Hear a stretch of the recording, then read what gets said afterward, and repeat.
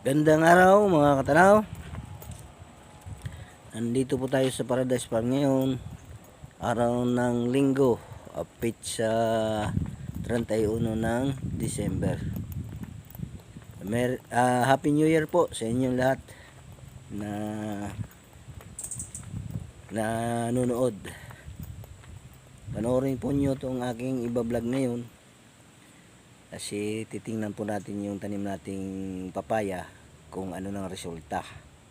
Kasi nung binablog ko yun, maliliit pa at pagtatanim pa lang. Ngayon titingnan natin kung ano nang nangyari. Tayo po at samahan niyo po ako. Medyo po mainit ang panahon ngayon. Ayan po, ito po si Puti, siya pong aking kasama. At si Liit, ayan. Si Uling, ayun sa malayo. Tinatamad ata. Siguro kay pahinga naman siya. Okay po tayo, pupunta po tayo dito.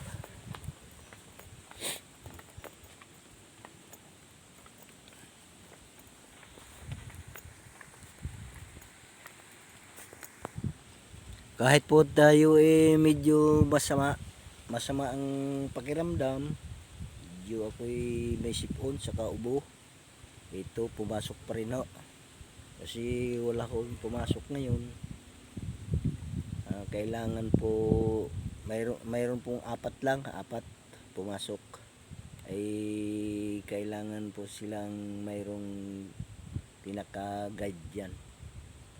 Okay po, tingnan po natin yung mga papaya. Nandito na po tayo sa area ng papaya. Yan. Pasok po tayo dito. Ito po, papasok na po tayo. Ito po yung papaya namin. No? Tingnan nyo po, yung tinanim namin to, may isang dangkalaang, tapos binawasan ko ng mga dahon. Ngayon, may dahon na. Ang ganda na. Yan. Ayun pa po ang iba. Tapos ito po yung iba. Yan. Taas na po siya. Hanggang tuhod na po. Hanggang tuhod na po siya. Lampas na Lampas na po. Ayun pa yung iba. Ayan. Magaganda na po. Magaganda na po. Yan, ito pababa. Malalagyan pa ho namin to ng pataba pa rin, pero may pataba na ito sa ilalim. Siguro ito may kailan ba ito tinanim namin? Baka may isang buwan na po to. Ito po yung papaya na kukunti ang buto, na siya ay medyo habain na konti ang buto. Yan po. Kita naman po nyo, talaga pong maganda na. Ayan. Tapos titingnan naman natin yung red lady, nandoon po sa sentro nakatanim.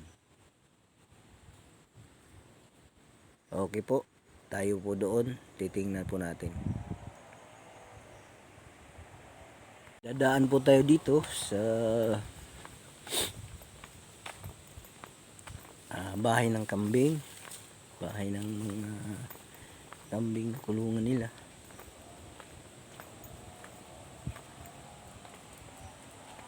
Ayan. Luti. Ling, ano ni? Sarahan po natin. Ayan po yung mga kulungan ng mga kambing. Nandun po sa taas yung mga babae, mga bisiro. Tapos nandito naman yung mga barako. Yung mga barako namin. Yan, yung mga busog na po. Ayan. Nakahiga na lang. Nakahiga na ang iba. O ikaw, ba't hindi ka pa humiga? Busog na, busog. Mga busog na po ito.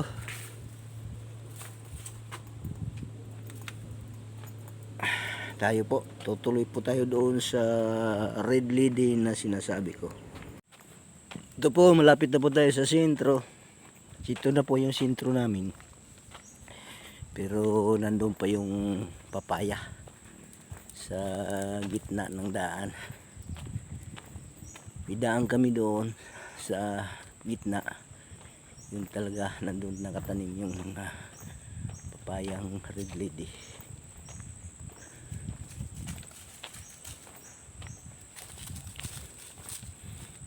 Medyo malayo-layo rin po. Siguro ito yung mga mula doon sa tinamnan namin ang ibang klaseng papaya ay nasa mga siguro 500 meters. Nakakahingal din po. Nandito na po tayo sa area ng tinamnan namin ng papaya. Hindi ko kasi matukoy kung saan. Hanapin po natin dito.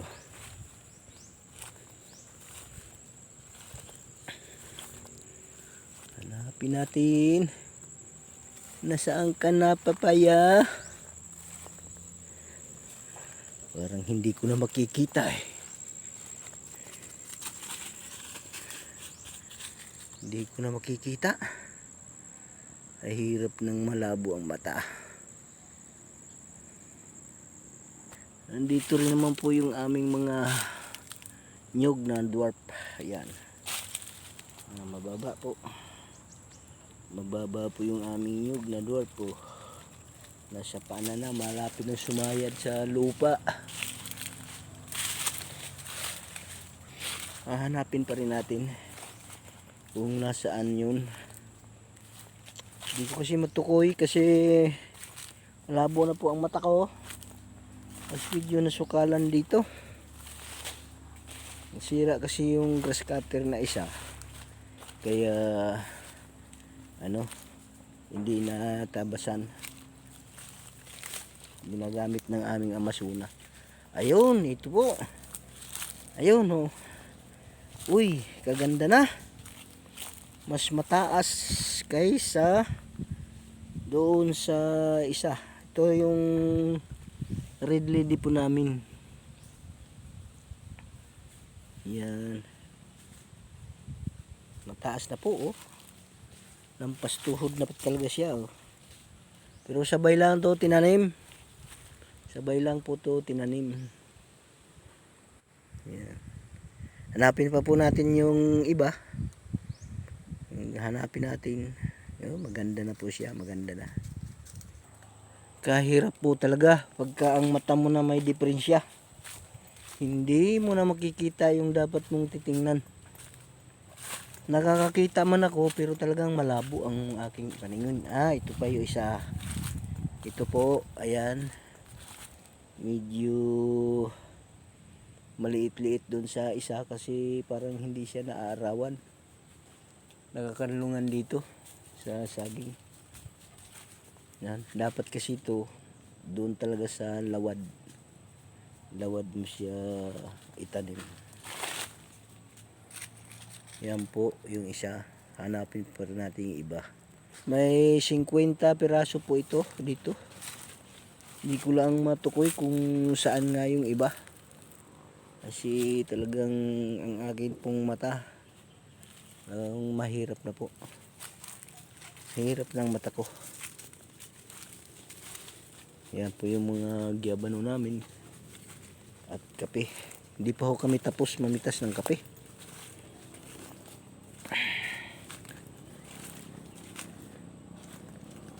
Yan yung aming dwarf pa, dwarf na niyog. Yan. Okay. Marami na pong bunga. Ito po yung daan namin sa pinakasintro. Daanan ng Defender. Ay, wala na akong makita na iba. Kasi amin lang siyang sinisingit-singit doon sa mga medyo lawad-lawad. Ay, wala na akong makita.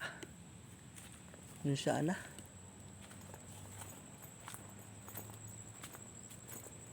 Hirap talaga ng aking sitwasyon. Malabo ang mata. Yan dito. Medyo lawad-lawad dito. Mayroon siguro din eh. Ay, ito. Ito pala. Oh. Yan, nasukala na. Dapat pala ito ay matabasan na talaga.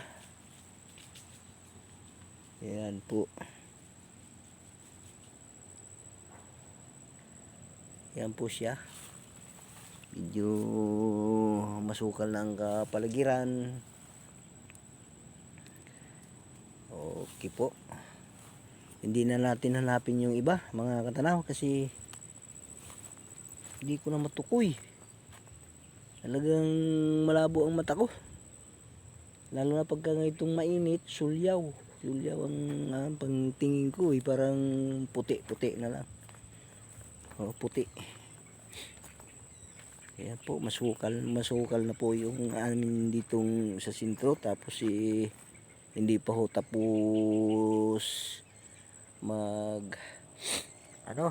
hindi pa ho tapos kami pitas ng kape. Yan po mga katanaw, ipinakita ko lang sa inyo yung tanim naming papaya. May 1 buwan ng nakaraan ay mayroon po namang pag-asinso siya. Antabayanan na po ninyo pagbunga nito, kasi iba-vlog na pangakuan ko kayo na hanggang pagbunga nito aking iba-vlog ito. Okay po, marami pong salamat sa inyong pagpapanood sa aking mga vlog. Yung mga bago-bago pong nanonood nito, paki-subscribe naman po yung aking channel sa YouTube, Katanaw Joe Olays. Yan po, Happy New Year po sa inyong lahat. Kasi ngayon, dispiras ng bagong taon at 31 ngayon ng December. Okay po, bye bye. Happy New Year po sa inyong lahat. Maraming pong salamat sa pagpapanood. Bye po, bye.